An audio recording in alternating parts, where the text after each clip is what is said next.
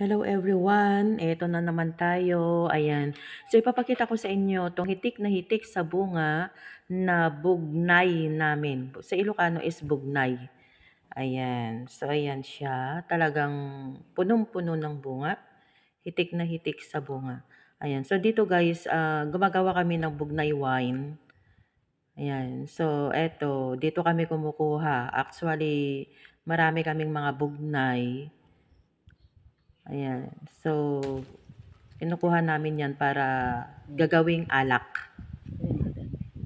So, ayan. Malinis naman yan guys kasi malinis ang paligid. Walang alikabok. Ayan. So, kumbaga, binuhusan namin yan ng tubig bago ako namitas. Ayan, sa bunga niya.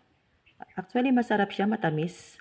Especially yung violet na. Ayan. Red at saka violet is hinog na siya.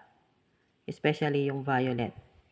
Ayan. So, masarap yan guys na gawing alak. Gawing wine.